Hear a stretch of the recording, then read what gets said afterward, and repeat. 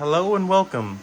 We're doing an unboxing and install of the Corsair RM850 modular power supply. Bought this power supply to replace this one here. It's a 700 watt high power. It's kind of what I could find at the time and also afford, which, I had a pretty nice system, but funds got eaten up pretty quickly, so I had to put the 700 watt. I currently have a 3080 in my system, so it definitely needs some more juice. We'll take a look and see what comes in the box. I didn't see a lot of videos about this power supply, specifically in this color. Also in the 850, there's pretty limited videos that I was able to find. So here's our power supply to begin with. This would be our power cable to the wall. Get some zip ties for cable management, it looks like. The good thing about this kit is it comes with the white wires already for you. These do look like premium cables, but in reality, you could buy another kit from Corsair for an even nicer aesthetic. I'm gonna go ahead and try the ones that come with it since they're already white. I have white cables in my system, but they've kind of yellowed over the last year or so. Overall, the cables don't look too bad. I could kind of do without this plastic sleeving here. It kind of looks like electrical tape, but it's actually just like a heat shrink sleeve that goes on there. I do like the sleeving on the outside. That looks pretty nice. The RM850 looks spectacular. It's like a matte white. Very great finish and feel to it. It's got like a matte black for the branding on the side. The aesthetic of this power supply looks absolutely great, and it's going to be a great match for my system.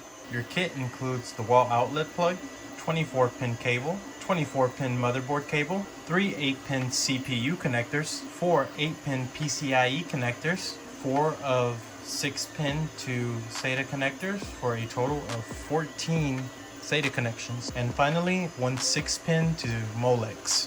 And also included is your hardware for the PSU and zip ties for cable management, and you will need your own screwdriver for this. It's not included. We'll begin this process by doing the easiest first, which is removing all the cabling from the back. And make sure you turn off your old power supply. Give it a few seconds to kind of drain out, so kind of start with your cables at the top and work down, and then you should be able to unplug it, and it should be discharged by then.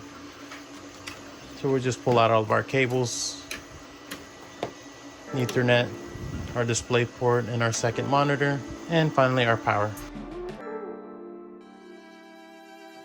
Next, I'll be removing this glass on this side, and this just slides off. And now we're removing the glass on this side. So as you can see here, I've cable managed as much as I could. It's a lot of rat's nests with the Corsair hub here. And then in addition to that, this power supply was not a modular supply when I bought it, so I still have all these extra Molexes and all this other stuff that went unused. So hopefully this should clean up pretty well. So we're just going to start from this top left side and just be extra careful not to clip any of your cables. Take your time. This one seems like it already busted at some point. Now, one thing that I would give as a piece of advice is take a picture if you're not too familiar with where everything is at, and that way you have a good reference point. I would do it once all the wires are cut. You can kind of just pull individual wires and feel where they're going to on the PSU, or just kind of where they've been routed, and that way you kind of know where what cable goes where. Let me be a lesson to you. All these went unused. I have a lot of these PCIEs, SATAs. I have Molex connectors. I don't have, I think, a Molex connection in my system at all, so those all went unused. Here I have the Corsair hub. I have another hub for some RGB lights here. It's basically an extender. I have an SSD. I have a 1 terabyte, just regular hard drive. Here's our 8-pin CPU. Our 24-pin is right here, and then it converts to the white cable. At this point, I'm going to go ahead and start removing the screws for this PSU. You feel that our power supply is already loose. The next step for this case is I got to take off the plate that holds the PSU lights.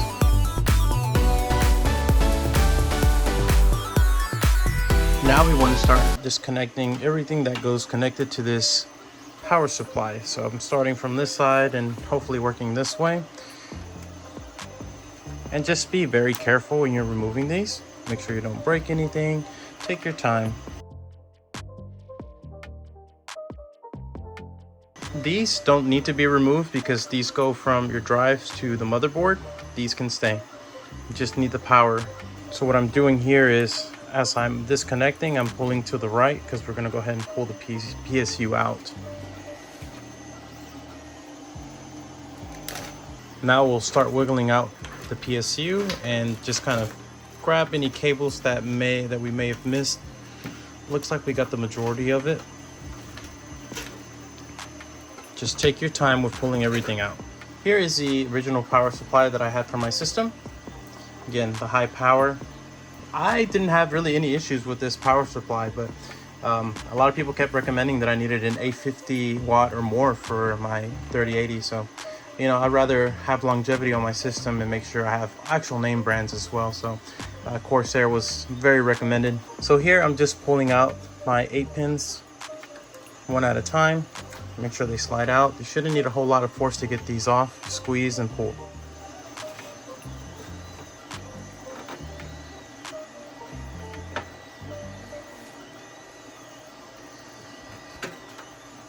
Second one out and the third one out. So for the 24 pin, I'm pulling out the other side of this cable.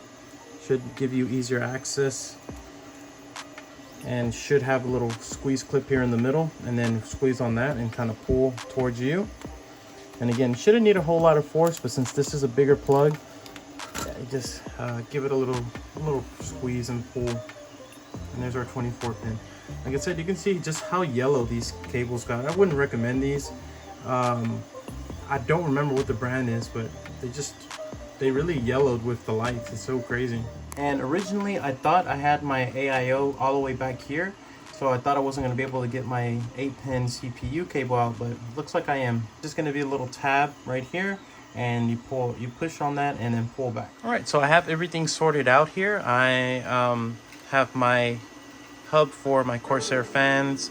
I have the hub for the RGB lighting. That's as clean as I can get it for now. Whenever we go through cable management, that'll get cleaned up. Let's go ahead and get started with the power supply. So we'll start by taking off the plastic off here. Went from gloss to a matte. Looks real nice.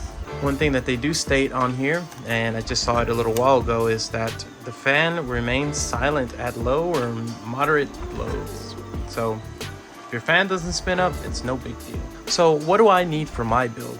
It's gonna vary by, you know, whatever your build might be, but for my build, I went ahead and sorted everything out. So I'm using a 24 pin for the motherboard. I only need one of the CPU cables. That's the 8 pin. I'm going to be using 2 of the PCIs because they're pigtails. One has 2 plugs in it, and I'm only going to need a third plug, or just one plug from here, so I'll be able to keep this one tucked away. And then I have a total of, I believe, 5 SATA connections, so I'm going to be using one that's a 4 and one that has 3 plugs on it. It's easier to just go ahead and put everything in now and then run your cabling versus trying to plug everything on the inside. So we'll go ahead and start with our motherboard. So if you look at your motherboard cabling, you're not going to plug this one into here. For some reason, you have 2 separate plugs, and it's pretty much, you know, impossible to mess it up. There's one big plug and one small plug. Motherboard here, motherboard there. And you should just hear it go in, and then a quick little snap. It sounded more like a crunch, but okay. And there we go. That one sounded more like a snap. So now we have our motherboard cable in.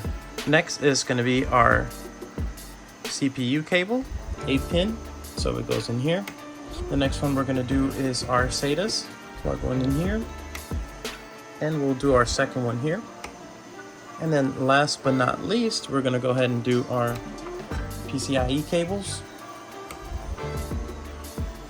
And that's all we need for this particular system. Again, they might vary for you, but you know, there's still some expandability there. So the intake fan for mine is gonna go face down because this is where I have the opening. There's a mesh under here for fresh air and then exhaust out the back. So again, if you wanna bunch it all up and try to pass it through, which I can here, we'll do that. If not, just pass one cable at a time. So what I went ahead and did for my case is I have such a small opening here, it's easier for me to just pass these cables now, and then I'll connect it to the power supply, which is here, and then I'll slide it in. That should make for a smoother transition later on. So we have our first one here. Okay, our second one's going in now. Okay, so that's ultimately what the cable management is going to look like. Probably not the best. So here's the cable management. I'm going to say it doesn't look the best. Thought it was going to look a lot better than it did, or it'd be better if I can loop this from here to here, but I don't want to do that. I want to keep everything in order. And I think I'm going to invest in some better cabling for the graphics card in the future. So out here, I'll go ahead and connect my PCI cables back. Same spots as before. For my build, my fan is going to go facing downwards, so you're going to see this upside down, but it's going to look right on the other side because my intake is down here on the bottom, and then it exhausts the heat from the back of the power supply. It's in now. So the next thing to do is put the back plate on and then connect that plate to our power supply. And something that's quite amazing is how this grill matches the back of mine. That was totally unintentional. But isn't it wonderful when things work out like that? Just makes for a better aesthetic, even though you probably will never see it. All right, we have those on tight enough. Now we can push the plate in and get those screws in. So we'll go ahead and start with the CPU cable. This one might need to be routed through the top, or it might be needed to be routed this way. It looks like if I do route it this way, I'm gonna be short, so I'm gonna try and go through the middle. When I say I had a heck of a time getting that bad boy in there, fantastic. Next, what we want to do is our hard drives. I took mine out. They're pretty easy. They just go on with clips. We'll do the first one here. So it's definitely stretching a little bit more than I like. So I'm going to go ahead and just skip it. And we'll go to this one. The next thing that requires a SATA connection is going to be the hub for Corsair. Now go ahead and put them on the second one here, because what I'm going to try to do is I'm going to try to tuck as much as I can back into the spaces here. Our final is going to be our RGB hub here, and that one actually has it on the end, and it goes this way. There we go. And that's all we needed for as far as for connections. Out here, the next one that we're going to do is the 24 pin for the motherboard. So I'm just going to go ahead and kind of snake it in between these wires, and I'm going to pass it through the grommet on the top. And like I said, we'll snake this out. This clip is going to go on the inside right here, or the outside facing this way. So we'll just give our little cables a curl here.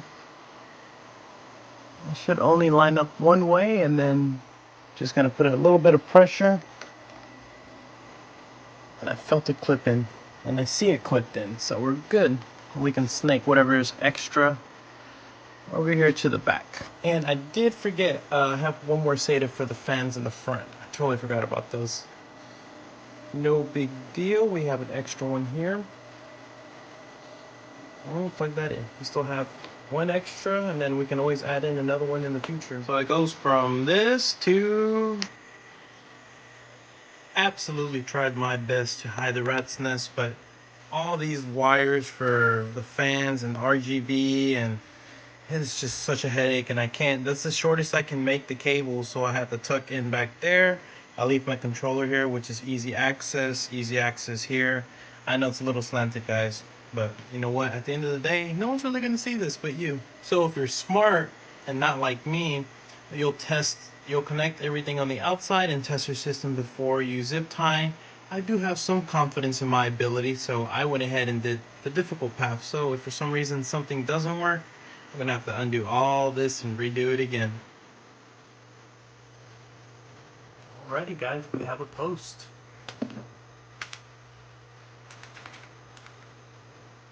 And we are at our desktop. Now overall, ease of install, fairly easy. If you've never put a PSU in, I'd still say it's pretty easy, just take your time.